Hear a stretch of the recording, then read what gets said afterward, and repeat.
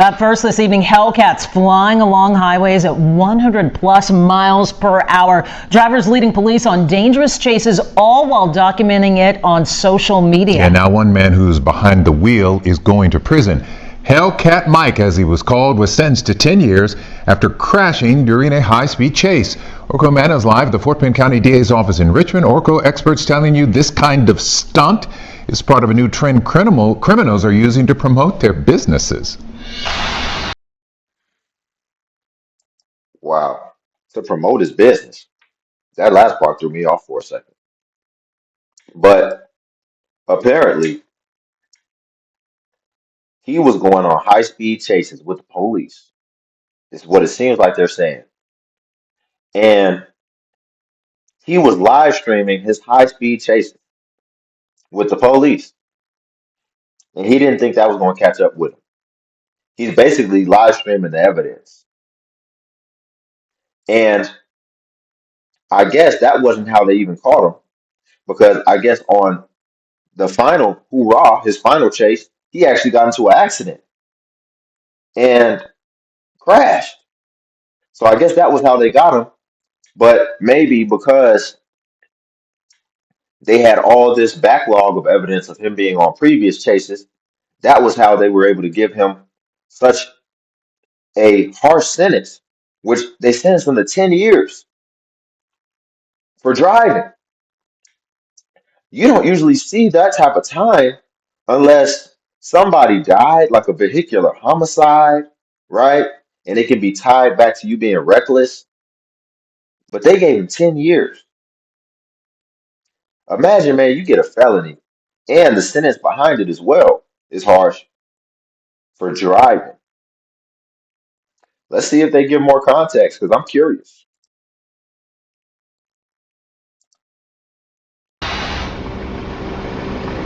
Well, Len, the Fort Bend County District Attorney's Office tells me that the chase on I-10 last February was a dangerous game of cat and mouse. They say that Hellcat Mike was driving like a player in a video game. Dramatic new dashcam video shows a Dodge Hellcat speeding on I-10 in Katy and weaving through busy traffic right before swiping a landscaping truck and crashing. 1050, he just hit a car, spin out. Take control. He's still westbound on 19. A DPS trooper finally catching up to the driver, identified as 39-year-old. I'm glad he hit the landscape truck because he probably did more harm to himself than the landscape truck. That's probably what stopped him. But did y'all see how this fool was driving? I hate people who drive like this. Look, I don't care if you gave me the fastest car in the world. I'm going to be driving that thing. I'm going to just be cruising. I'm going to be slow motion. I'm going to be present, right? Just having a nice Sunday morning. But I've never understood the fascination with guys who just have this need for speed so bad, right? Obviously, he was doing it for clout as well because he was putting it on his social media. So maybe that was garnering him some attention. Maybe that's, maybe that was giving him, maybe that was his why. But some people will just do it, and it's just them just driving fast at 3 in the morning. And I don't get it because I don't think they understand the gravity of how dangerous this is and how vehicle accidents are like one of the biggest, if not the biggest, causes of death in the world. That has the biggest casualty rate. It maybe not the biggest, but it's definitely up there. And I think some people just don't understand the gravity. I think they need to teach this in school. I think just like how they show us the video of, and I'm talking about like high school, before people start driving. Just like how they show us, sex ed, they need to have driver's ed where they show you what can be the consequences of one, you can get a long sentence if you kill somebody for being reckless, but also two, just what that entails, right? Families crying because a reckless driver freaking crashed into their mom or something, right? And also show them the pictures because it can get very nasty when we're talking about metal and how it interacts with the human body. They might just need to see the pictures of just really how deadly it can be, because it can be nasty, right? A person can get impaled from an accident. A person can get their head chopped off from an accident. It can get real nasty, real dangerous. And you could do that to somebody's family. You wouldn't want them doing it to your family. So let's finish this out. Michael Wilson, also known as Hellcat Mike. Oh, it's incredibly lucky nobody was hurt. Wesley Wittig with the Fort Bend County District Attorney's Office tells me Wilson was going more than 100 miles an hour. He's playing Grand Theft Auto in real life, but that's incredibly dangerous to our community. Wittig adds this isn't the first time Wilson has done this. Investigators finding videos of Hellcats racing on Wilson's now deactivated Instagram account. He tried to POV video deactivate it, showing thinking speeding that on was gonna give her the highways, even evidence. being chased by police. This was his thing, that I am going to find and sell, Dodge Hellcat Chargers, and that's how I'm going to do it, is by showing myself outrunning the cops. Listen to Wilson in the dashcam video after he gets arrested. It's bad for business. I work on Hellcats for a living. Car expert Paul Fix III speaking with me today. Is this part of a trend that you've been seeing, and what exactly is that trend? It's definitely a piece of this new trend among the car community, well, the criminals in the car community that are trying to find ways to promote their illegal businesses by doing illegal street racing.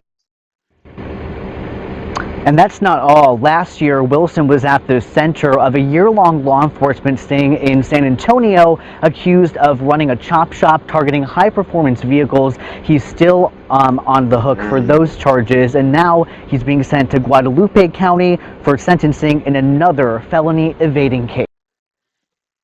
So I think we have the culprit when it comes to his long sentence.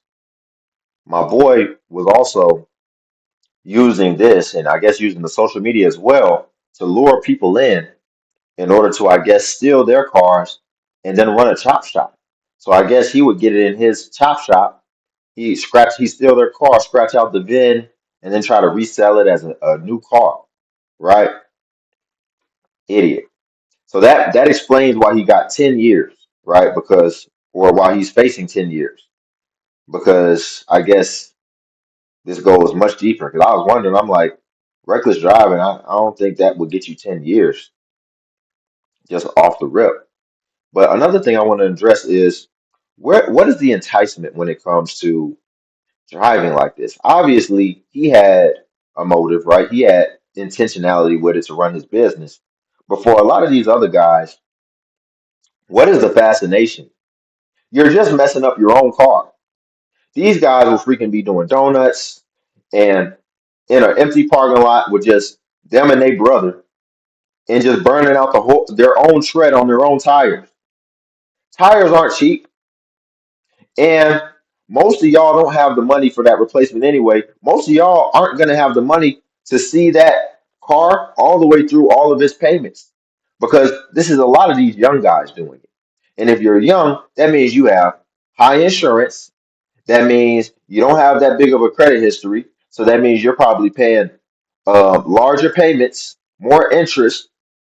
So these guys aren't going to be able to pay this car off in full. These Hellcats, these Chargers.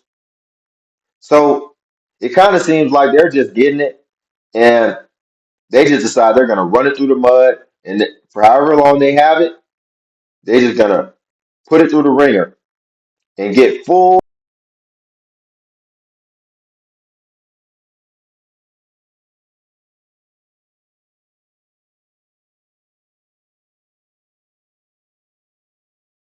But these dudes done put these cars through the ringer, man.